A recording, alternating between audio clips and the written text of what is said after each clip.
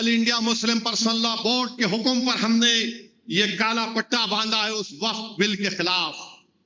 नरेंद्र मोदी इस वक्फ बिल के जरिए हमारे सीनों पर गोली चला रहे हैं, हमारे सीने पर गोली चला रहे हैं, हमारे ईमान पर गोली चला रहे हैं, हमारे मस्जिदों पर गोली चला रहे हैं, हमारे दरगाहों और खानकाहों पर गोली चला रहे हैं। आप बताओ, जब हमारे हिंदू धर्म के मंदिरों में सिर्फ हिंदू मेंबर बन सकता है, तो फिर वक्फ बोर्ड में एक गैर मुस्लिम कैसे बन सकता है बताइए आप। जब गुरुद्वारा सिखों में खाली सिख मेंबर बन सकता है, तो कैसे यहां पर एक गैर मुस्लिम को मेंबर बनाएंगे।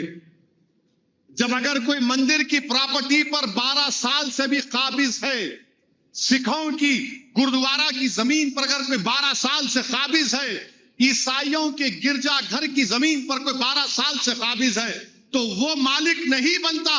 मेरे अल्लाह के नाम पर दी हुई जमीन पर अगर कोई 12 साल से काबिज है, तो मोदी कह रहे हैं कि अल्लाह मालिक नहीं होगा, वो काबिज मालिक हो जाएगा। आप बताइए कौन सा इंसाफ है ये। कलेक्टर को पावर क्यों दे रहे हैं?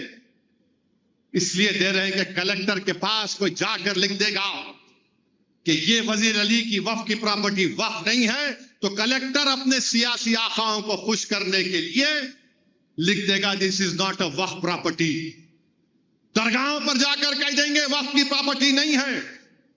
बल्कि महाराष्ट्र में एक दरगाह है, आज मैं आ रहा था तो महाराष्ट्र में एक दरगाह है, हजरत अहमद चिश्ती रहमतुल्लाह अलैह, हजरत अहमद चिश्ती रहमतुल्लाह अलैह की दरगाह है। 150 साल पुरानी दरगाह है। कितनी पुरानी दरगाह है? 150 साल। यह है रूहीवी एक इलाका है, हजरत अहमद चिश्ती रहमतुल्लाह अलैह की दरगाह, 150-200 साल पुरानी दरगाह। वहां पर ये संघ परिवार के लोग कोई छत्रपति शिवाजी के पुतले पर कोई कालिक डाल दिया, कौन डाला नहीं मालूम, दरगाह शरीफ में घुसकर गुंबद से उसके झंडे को निकालकर अपना झंडा लगा दिया और बोल रहे हैं कि यहां पर क्या है, भुवासल देव महाराज की मंदिर थी। ये कर रहे हैं। और ये बीजेपी वाले बोलते हैं नहीं नहीं ओवैसी भटका रहा है, ओवैसी भड़काऊ भाषण दे रहा है। अरे ये हुआ नहीं हुआ बताओ मेरे को। पार्लियामेंट के सामने एक मस्जिद है, पार्लियामेंट के सामने है। किसकी मस्जिद है? वो गवर्नमेंट बोलती हमारी मस्जिद है, दिल्ली वक्फ बोर्ड बोलता हमारी है। कल कलेक्टर को पावर मिलेगा तो कलेक्टर पागल है, मोदी के खिलाफ जाएगा कलेक्टर। कलेक्टर लिख के दे देगा this is not a Waqf property, ये गवर्नमेंट प्रॉपर्टी। गई आपकी मस्जिद। उस बिल में एक प्रोविजन है कि अगर कोई भी जायदाद पे उस बिल में एक प्रोविजन है कि अगर कोई भी जायदाद पे लिख दिए कलेक्टर को ये वक्फ नहीं है, तो कलेक्टर अगर इंक्वायरी ऑर्डर कर दिया तो जब तक इंक्वायरी मुकम्मल नहीं होती वो वक्फ की प्रॉपर्टी नहीं रहेगी। अरे भाई, जो हिंदू धर्म में है, जो सिख धर्म में है, वो हमको भी दो ना। जब उनके लिए अच्छा है तो हम हमारे लिए खराब कैसे हो जा रहा हो वो बताओ। तो मकसद एक ही है कि जायदादों को हासिल कर लिया जाए। इवैक्यू प्रॉपर्टी है। जो लोग पड़ोसी मुल्क को जाने से पहले वक्फ को जमीन दे दिए, हरियाणा में लाखों एकड़, हजारों एकड़ वक्फ की प्रॉपर्टी है, उससे पैसे आते। इवैक्यू प्रॉपर्टी का सेक्शन उड़ा दिया आप, सेक्शन ही उड़ा दिया इवैक्यू प्रॉपर्टी का। बताओ फिर कौन सा आप काम करने जा रहे हैं? आपकी नीयत एक ही है कि मुसलमानों से उनकी जायदादों को छीन लिया जाए। ये इनका हिंदुत्व का एजेंडा है कि हम अपनी शरीयत पे ना चल सके, अपने मजहब पे ना चल सके।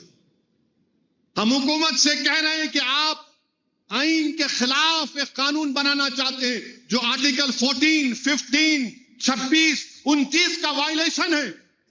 हमारा कल्चर का हिस्सा है वक्फ। आप कैसे हमसे छीनेंगे? तो ये बीजेपी की हुकूमत करना चाहती है। और सुनने में आ रहा है कि शायद पहली या दूसरी तारीख को बिल लाया जाएगा।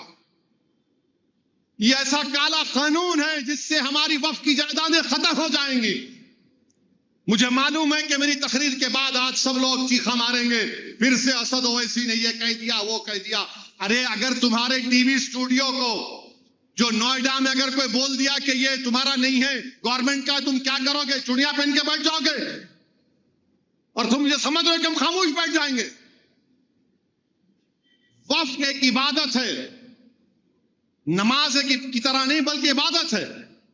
और वक्फ गवर्नमेंट की प्रॉपर्टी नहीं, हमारे बाबा और अजदाद की गाढ़े खून की कमाई की प्रॉपर्टी है, गवर्नमेंट की दी हुई नहीं है ये। और चंद्रबाबू नायडू, नीतीश कुमार, चिराग पासवान और जयंत चौधरी, याद रखो, हम कभी भी तुम्हारी इस चीज को माफ नहीं करेंगे। तुम हमारी शरीयत पर हमला जो करने की इजाजत बीजेपी को दे रहे हो, अगर ये चार बोल दे कि बिल नहीं लाना चाहिए तो बिल नहीं आएगा, मगर तुम बीजेपी को इजाजत दे रहे हो हमारी मस्जिदों को, वक्फ को खत्म करने का, उनकी तायीद करके। चंद्रबाबू नायडू, आंध्रा के प्रॉब्लम है जानते हम, मगर ये कौन सा प्रॉब्लम आप क्रिएट कर रहे हैं? नायडू, आप भूल गए कि आपने गुजरात के, मेरे अजीज दोस्तों और बुजुर्गों, और फिर उत्तर प्रदेश के चीफ मिनिस्टर एक पॉडकास्ट में बोल रहे हैं, अगर जहां पे 100 मुसलमान है वहां पर 50 हिंदू, क्या हिंदी का वर्ड असुख माने उनको, उनका तहफ़्फ़ुज़ नहीं है। जहां पे जरा सीख रहा हूं आजकल हिंदी, उन्होंने कहा कि कहीं 100 मुसलमान हो तो वहां 50 हिंदू सुरक्षित नहीं है। 100 मुसलमान है तो 50 हिंदू सुरक्षित नहीं है। ये कौन बोल रहे हैं? योगी, चीफ मिनिस्टर उत्तर प्रदेश। अब मैं उनसे पूछना चाह रहा हूं, मेरे गाड़ी पे गोली कहीं को चलाए फिर आप? मैं, शौकत, यामीन, 3 लोग थे, वो 2 मिलके 6-7 राउंड गोली चला दिए। क्यों चलाए मुझ पे गोली? बेल कोर्ट दिया तो मेरे को सुप्रीम कोर्ट जाकर उन जालिमों की बेल कैंसिल करना पड़ा। हम योगी से पूछना चाह रहे कि उन्नाव में मोहम्मद शरीफ होली नहीं खेलना चाह रहा था तो आपने वहां पर दंगाइयों ने उसको मारा और पीटा। अब कल ईद आएंगी, मैं हर एक रोड पर पकड़ के बोलूं, नहीं तो खाना ही शीर खुरमा, पीना पूरा 1 लीटर पीना, तो डालता हूं तेरे मुंह, पी। नहीं तो सेविया खाना, अरे मैं शुगर का पेशेंट, नहीं तो खाना, मुंह खोल। डाल सकते आप डाल सकते क्या? बोलो, नहीं कर सकते ना, नहीं कर सकते आप। जबरन होली खेलने की से मजबूर करे, वो इनकार कर रहा, भाई भाई मत करो, पीट दिए। अभी नो बोल रहे हैं कि जहां पर 100 मुसलमान हैं वहां पर 50 हिंदू सुरक्षित नहीं है। हम योगी आदित्यनाथ को ये बोलना चाह रहे हैं, भारत में ना हिंदुओं को मुसलमानों से खतरा है, ना मुसलमानों को हिंदुओं से खतरा है। भारत में अगर हिंदू, मुसलमान, सिख, ईसाई को, इस भारत के आईन को अगर किसी से खतरा है तो आरएसएस, उसकी आइडियोलॉजी, योगी और मोदी से खतरा है।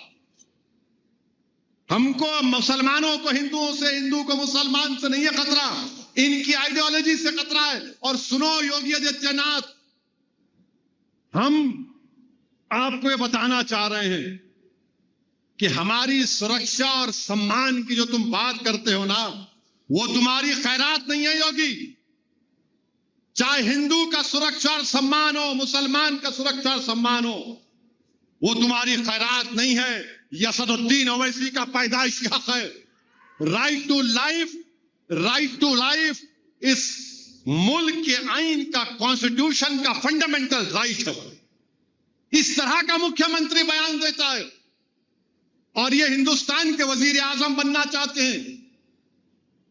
ये कह रहे हैं कि मोदी के बाद मैं बनूंगा प्रधानमंत्री, और ये इनके जबान से ये निकलता है।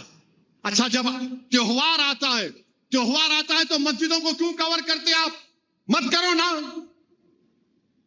अगर ये आपका रूल है तो हर त्योहार में, जिसका त्योहार नहीं है उसकी इबादतगाह को कवर करो। आप खाली मेरी मस्जिद क्यों कवर कर रहे हैं आप?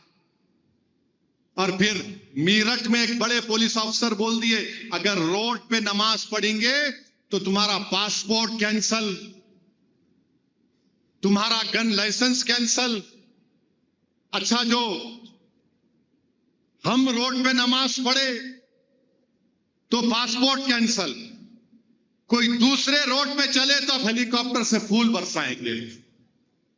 हाँ, ये आपका इंसाफ है। आप करेंगे तो कोई बात नहीं, we will shower flower from the helicopter. और हम 10 मिनट 5 मिनट की नमाज पढ़े, नहीं करें। करो, जुल्म करो, तुम जितना तुम कर सकते तुम करो, क्योंकि तुम जुल्म ही कर सकते, तुम इंसाफ नहीं कर सकते। तुम जुल्म ही कर सकते, तुम इंसाफ नहीं कर सकते। तुम मजलूम को मजबूत नहीं बना सकते, तुम जालिम को मजबूत बनाना चाह रहे हो। तुम यतीमों को ताकतवर नहीं बनाना चाहते, तुम गरीबों को ताकतवर नहीं बनाना चाहते, तुम भारत से गुर्बत को खत्म नहीं करना चाहते, तुम नौजवानों को रोजगार नहीं देना चाहते। तुम सबको बोल दिए लग जाओ एक बादशाह के पीछे, पूरे लग गए।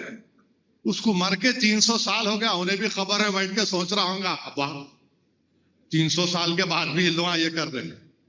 मगर जो जिंदा है उनको क्या हो रहा है?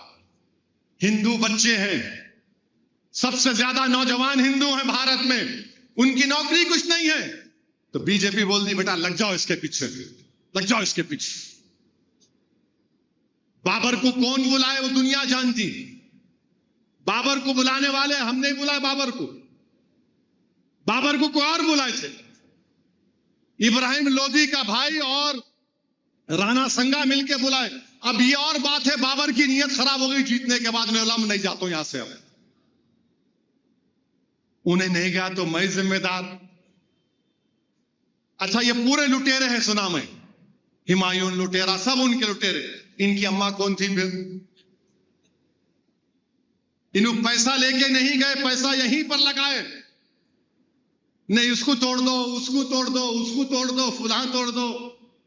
अरे तोड़, तारीख को बचा के रखो। तुम तारीख से डिसएग्री करो, हमको पसंद नहीं है, कोई बात नहीं, मगर जो जिंदा है उनके लिए मोदी और योगी अमित शाह क्या कर रहे हैं? क्या नौकरी मिल रही, किसानों को उनका इनकम मिल रही? नहीं। एक कॉमेडियन है कुणाल कामरा के नाम से। कुणाल कामरा जो है वहां के अपना एक कॉमेडी है, मस्खरा है।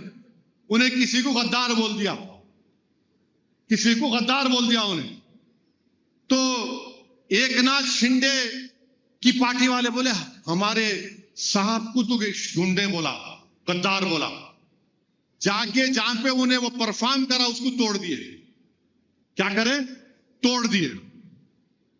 अब हम फडणवीस से, नरेंद्र मोदी से पूछ रहे हैं, महाराष्ट्र में एक बाबा हैं जो रसूलुल्लाह सल्लल्लाहु अलैहि वसल्लम की शान में गुस्ताखी करने की कोशिश की है।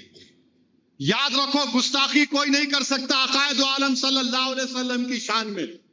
अगर कोई आसमान की तरफ देख के थूकेगा तो थूक उसके चेहरे पे गिरता। उन्हें गुस्ताखी करे, उसको अरेस्ट नहीं करे, उसको पकड़े भी नहीं, उसके जाकर उसके घर को तोड़े भी नहीं। मगर यहां पर क्योंकि Eknath Shinde deputy chief minister है, उन्हें बोला, नाम तो नहीं लिया उन्हें, मगर ये लोग माने निकाल लिए। आपके गुंडे जाके वो जगह को तोड़ दिए। हम योगी और फडणवीस से पूछ रहे हैं, क्या आप इन तोड़ने वालों का घर तोड़ेंगे? इरफान अंसारी नागपुर में सर पे मार के उसको शहीद कर दिए, 3 लोग को गिरफ्तार किया, उनके घर तोड़ेंगे आप? किसका घर तोड़ रहे हैं आप? सिर्फ मुसलमानों का तोड़ रहे हैं। जो लोग जाकर धमकी दिए कुणाल कामरा को, वो जहां पे हुआ तोड़े, उनको कुछ नहीं, घर में उनको पुलिस स्टेशन में बेल मिल गई। ऐसा दिख रहा कि पुलिस स्टेशन उनका मायका था। हजरत सुसरे मिल्लत बैठे थे, आजा दामाद, खड़े करके जा। याद रखो, कोई इख्तिदार पर ज्यादा रहने वाला नहीं है। भारत में बादशाहों के महलात वीरान हैं। वो वीरानी पुकार कर कह रही कि एक जमाने में बड़ी आला शान इमारत होती थी। तुम्हारे भी महलात वीरान होंगे, मगर सुनहरे हुर्फों में तुम्हारी नाइंसाफी और जुल्म की दास्तान को लिखा जाएगा। तुम्हारी नाइंसाफियों को लोग सुबह क़यामत तक याद रखेंगे।